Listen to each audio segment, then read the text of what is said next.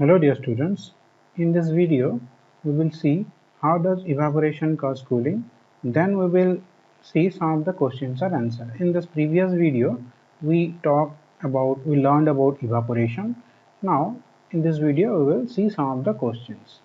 So here, how does the evaporation cause cooling?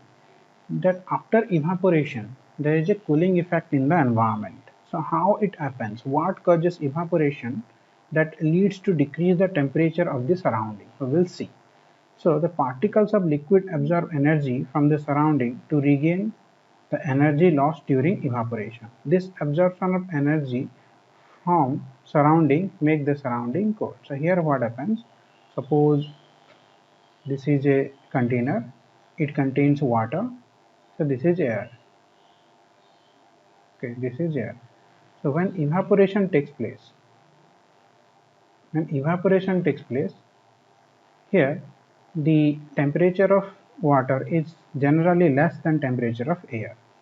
So these water particles come and get deposited in the air.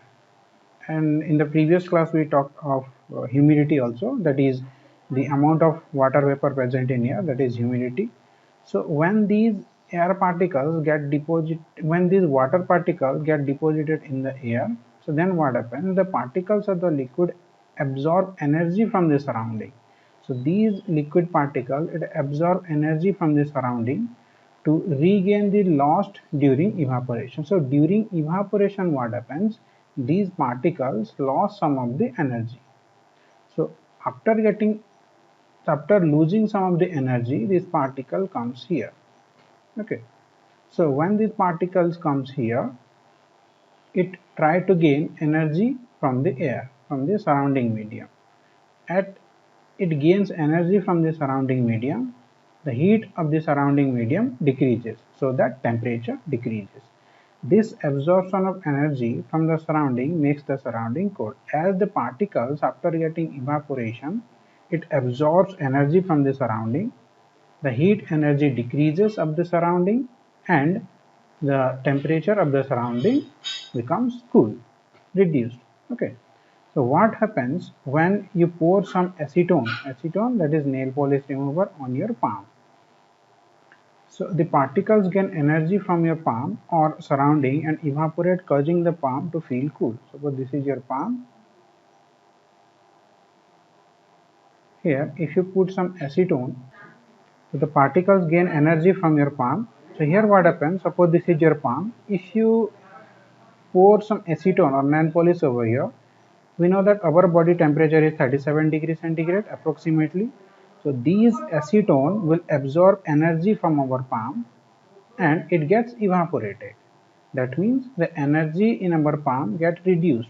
When the energy in our palm get reduced, we feel colder, we feel cooler. Okay. So after a hot sunny day, people sprinkle water on the roof or open ground because the large latent heat of vaporization of water helps to cool the hot surface. So in case of hot sunny day, what happens? After hot sunny day, people generally sprinkle water on the roof. On the roof of their house, they sprinkle water or open ground. They generally sprinkle water on the open ground also. Why? Because you know that water has a very high amount of latent heat. Okay. It absorbs energy and get vaporization, or uh, it converts itself into steam. Okay. So after getting the large amount of latent heat of vaporization, the surface from where this energy is getting, so water gets the energy from the surface itself. So energy of the surface reduced. So suppose this is the surface. In this surface you will sprinkle water. Okay. So these are the small water particles, water droplets here. So these water droplets get energy from the surrounding, from this medium, from this surface. So the energy which is present in the surface will transfer to the water droplets, water particles. So the energy of the medium decreased. As the energy of the medium decreased, its temperature also decreased. Okay.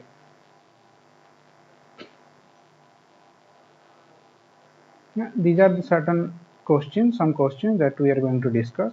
Why should we wear cotton cloths in summer? In summer, we generally wear cotton cloths. What is the reason? During evaporation, the particles at the surface of the liquid gain energy from the surroundings or body surface and change into vapor. Okay, during evaporation, particles get energy from the surrounding and it changes itself into vapor.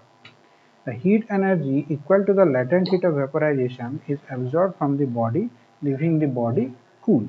So here what happens, here when a human being wear a cotton cloth, then what happens, here the cotton cloth absorbs the sweat from its body, from human body. So cotton being a good absorber of water helps in absorbing sweat and exposing it to the atmosphere for easy evaporation. So here what happens, during summer day we generally sweat. Cottons absorb the sweat and it helps for the evaporation.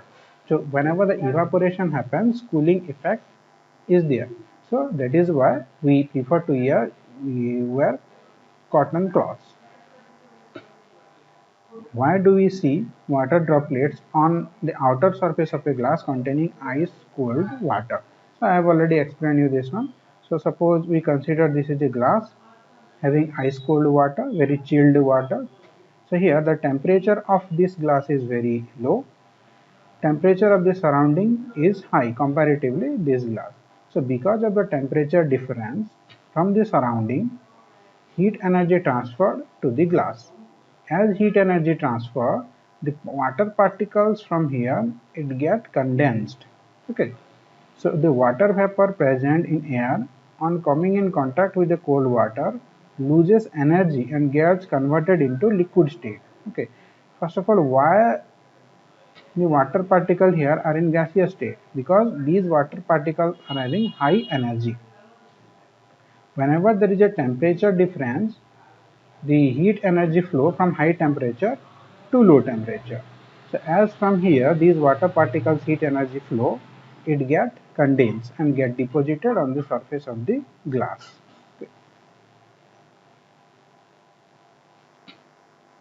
There are some more questions.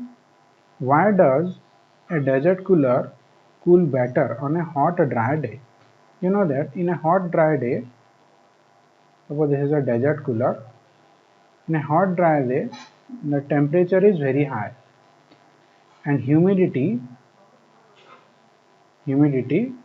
is very low. In a hot dry day, temperature is very high, humidity is very low. When we use a desert cooler, the humidity or the desert cooler along with the air, it supplies water vapor also. So these water vapor come and mix with the surrounding air. When it mix with the surrounding air, it absorbs the heat energy of the surrounding, which reduces the temperature. Okay, that is the reason. How does the water kept in an earthen pot become cool during summer? So suppose this is an earthen pot, which is also known as matka.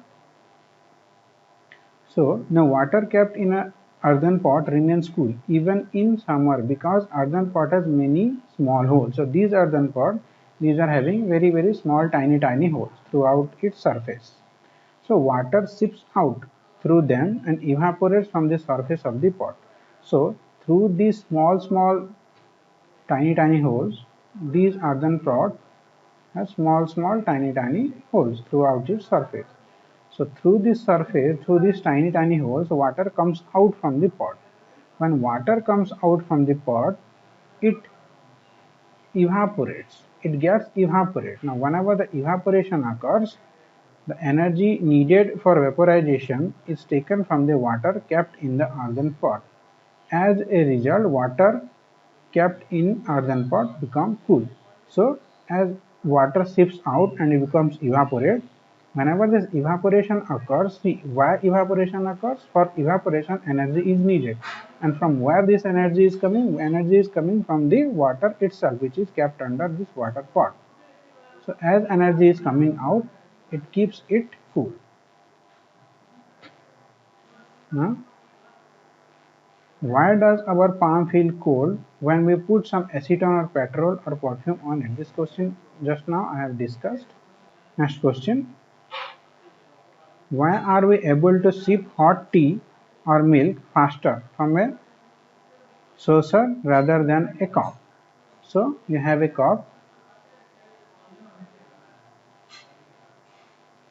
Now you have a saucer, a plate like this. So here, if you put tea or coffee, hot tea or coffee or hot beverage here and here, in this case, you can drink it easily, okay, with less time. Here, it takes more time. Why? Because as you know that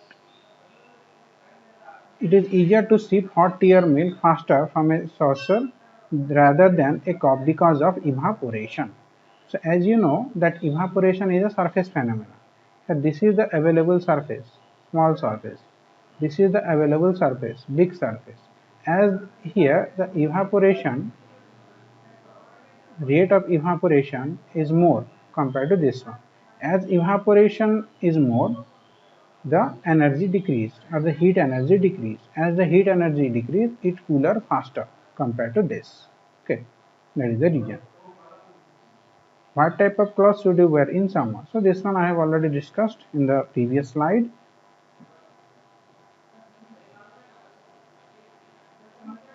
Now, when I began this chapter, I told you that there are 5 types of matter, but 5 states of matter. But in this chapter, we are going to read about only 3 states of matter, that is solid, liquid, and gas.